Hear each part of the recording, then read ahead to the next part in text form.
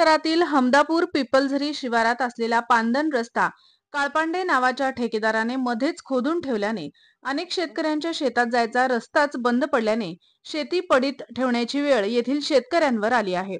जिल्हा परिषद अंतर्गत मौजा हमदापूर पिपलझरी शिवारातील एका पांदन रस्त्यावरील नाल्यावर पूल मंजूर झाला आहे। या पुलाचा ठेका आर्वी येथील काळपांडे नामक ठेकेदाराला मिळाला, परंतु ऐन पावसाळ्यात हा रस्ता खोदल्याने शेतकऱ्यांचा वहिवाटीचा मार्ग पडला आहे। याबाबत शेतकऱ्यांनी संबंधित अभियंता वनस्कर यांच्याकडे तक्रार केली, परंतु हा रस्ता दुरुस्त केला नाही। संबंधित ठेकेदार आज करतो उद्या करतो करून टाळाटाळ करीत असून ऐन शेतीच्या हंगामात शेतकऱ्यांचा रस्ता बंद पडल्याने शेती कशी करावी हा प्रश्न पडला आहे। 2 दिवसात जर रस्ता सुरळीत करून दिला नाही तर जिल्हा परिषद वर्धा येथे उपोषण करण्याचा इशारा शेतकऱ्यांनी दिला आहे। सचिन देवतळे, उलट तपासणी न्यूज आर्वी।